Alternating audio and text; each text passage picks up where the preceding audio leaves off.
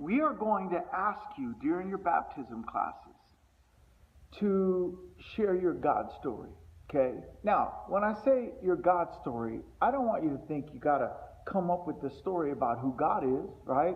Well, one day he came down from heaven and he made the earth. No. That's not a God story, okay?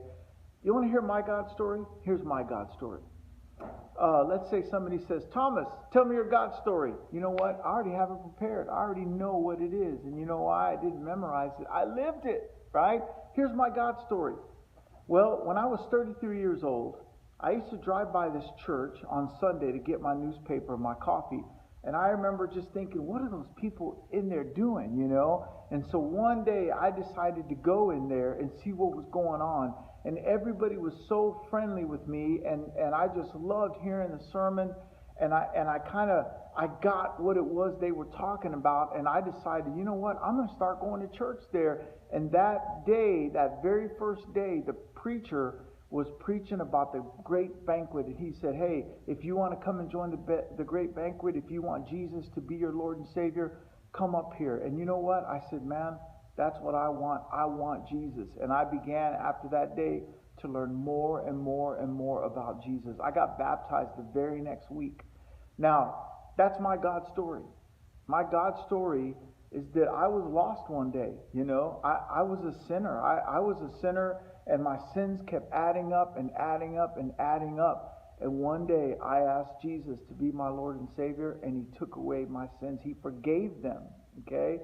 I didn't have to pay the price for them. He paid for that. That's my God story, you know. Your God story is about who God is in your life, you know. What has Jesus done for you? Tell us what it is. If I ask you your God story and you go, I love Jesus, and I love going to church. I love my friends at church, and I know that I sin, and I don't want to anymore, and I pray that I don't sin. Guess what? That's your God story. That's your God story.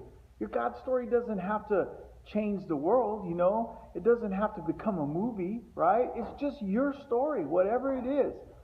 I mean, you know, you're not 50 years old, you know. You don't have these great stories about being chased by lions in Africa, and then you prayed and all of a sudden the lions ran away, and then you just said, God, I love you, I need you, right? No, you don't have to have a story like that, you know. All you have to do is know in your heart that Jesus died for you, and that he saved you, and that he is the Lord of your life, you know, what we call your forever friend. That's what your God story is, okay?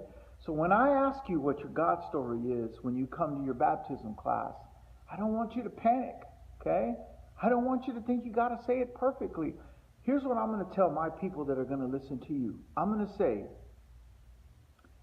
listen to every word they say, okay? Ask questions. Have fun. Try to make them laugh. Let them know that it is serious, but it's also fun. Don't put pressure on them. Let them say it in their own words, right?